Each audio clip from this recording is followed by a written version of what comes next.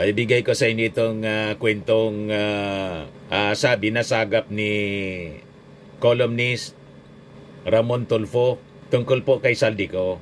Ayan sabi niya, latest report about Saldico. He might be in Japan, though DFA is still checking and said to be eager to come back if the anti-Marcos rallies pick up steam. Catch is that not many folks showed up at EDSA, and the DDS group was not allowed to join the rally at the Luneta by the Iglesia ni Cristo. Even Edwin Lasierda, who used to be a presidential advisor, mentioned in his show that Ko was in Japan and that he'd be happy to come back if the rallies could get enough critical mass. The rumor mill is a buzz about Gloria Macapagal Arroyo and Amy Marcos talking with Ko to convince him to release a video that would put President BBM and former Speaker Martin Romualdez in a bad light. So yun ang kwento ni Ramon Tulfo na naghihintay daw ng tamang pagkakataon. Ngayon po, sa latest na report ng mainstream media, ang mga nagtitipon-tipon po, kalahati lang nang pumunta. Kahapon more than 500,000 yung estimate. 300,000 na lang ngayon ang sinasabing crowd, mga kababayan, sa Luneta. Napagod na siguro yung mga tao. Kasi yung part 3 ng video po ni Saldico, imbes na bombshell, naging watosi na lang. Ganon din yung video ni Sara kanina. Walang hatak. Kaya nag-iipon-ipon ngayon po. Kalahati na lang ng crowd sa pumunta kahapon, mga kababayan, first day ng INC rally. Tapos, na-booking na po yung intensyon ng INC. Nakabanta yung armed forces, yung PNP, mga kababayan. At yung mga tao, alam na ng taong bayan kung ano ang totoo, ang totoong kwento. Ang kwento nila lahat kasinungalingan. Hindi nag-pick up yung mga kwento ni Marcoleta at gatong ni Mike Defensor. Yung NBI sinunog agad yung kwento ni Mike Defensor. Yan yung statement ng National Bureau of Investigation. This statement is issued to clarify and correct the misleading allegations made by former Congressman Mike Defensor regarding the supposed beating, unlawful detention, and alleged covert flight of Mr. John Paul Estrada, resigned ako Bicol Party List Coast Aid, and his wife to Chile. We categorically deny the claims that Mr. Estrada and his wife were beaten or harmed. Number 2, that they were unlawfully held by NBI personnel. And number 3, they were provided with fake passports or flown out of the country to prevent testimony. These allegations are unfounded, unsupported by evidence, and purely speculative. No complaint, report, or medical record exists showing that Mr. Estrada or his wife suffered physical harm.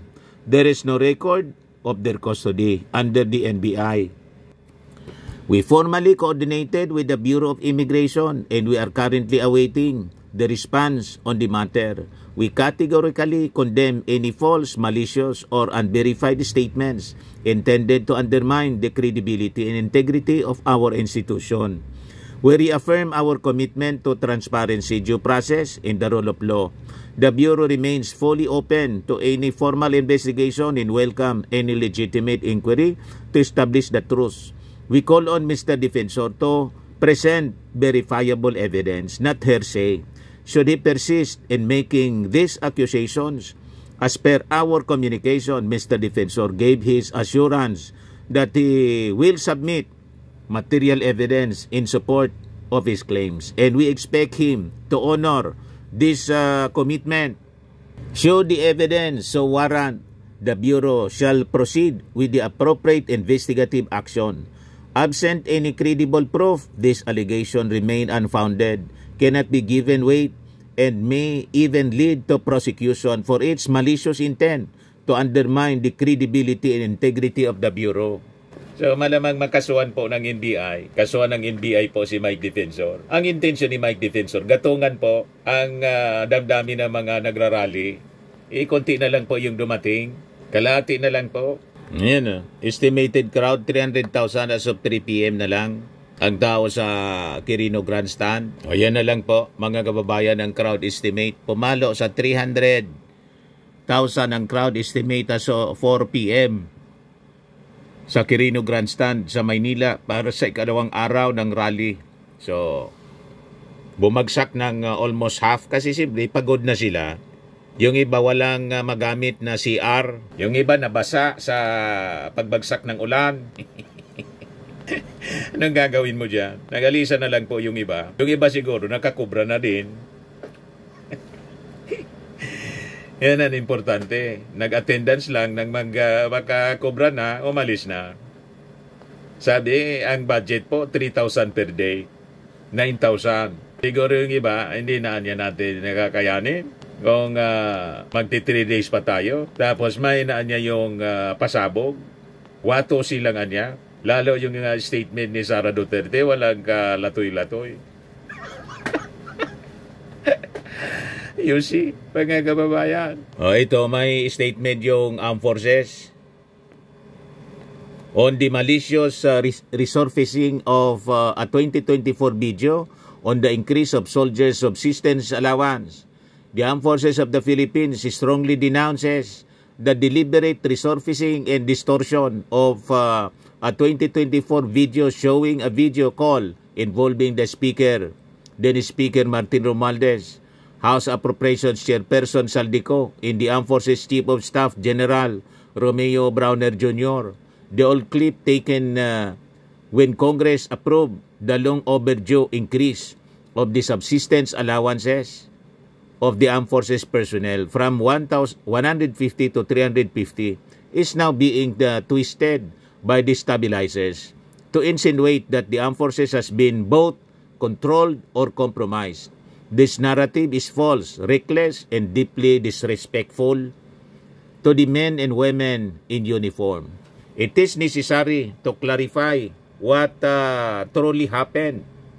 In December 2023, President Marcos personally asked General Browner how else he could help the troops.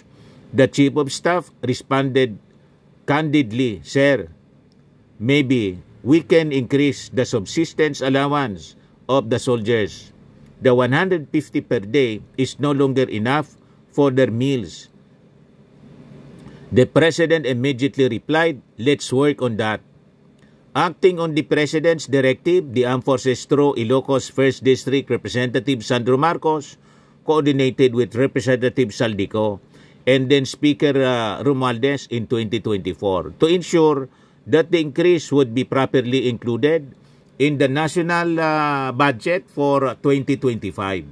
The initiative began with the President, moved through the appropriate legislative channels, and was anchored entirely on the genuine needs of the soldiers. There was no political bargaining, no exchange of favors, and no compromise of institutional integrity. Isabi ko sa inyo, malawakan ang pagpapakalat po ng fake news, disinformation ng mga forces na nagpaplat po na patalsikin yung ating Pangulo at iupo si Sara. Kung ano-ano ang kanilang mga pinagagawa. So sabi dito sa statement ng Armed Forces, to set the record straight, expressing gratitude to lawmakers for supporting a reform that directly benefits soldiers does not in any form give anyone control over the Armed Forces. The Armed Forces loyalty has never been dictated by political personalities. Its integrity does not hinge on who assists in delivering much-needed improvements for its people. The Armed Forces mandate is and always will be anchored solely on the Constitution and the Filipino people. The increase in subsistence allowance was earned by our personnel through years of sacrifice, hardship, and unwavering commitment to duty. Behind every soldier is standing guard is a family left behind, months of deployment in remote locations, and the constant threat to life for those who risk everything so that the nation may live in peace. A modest allowance increase is not a reward or concession. It is a matter of basic dignity. For many of our troops, the additional 200 pesos a day means a fuller meal, essential hygiene items, and a small but meaningful relief in their daily struggle. Turning this into a political narrative of control reveals not just malice, but a profound lack of respect for the uniform, the service, and the sacrifices represented by every stripe and insignia.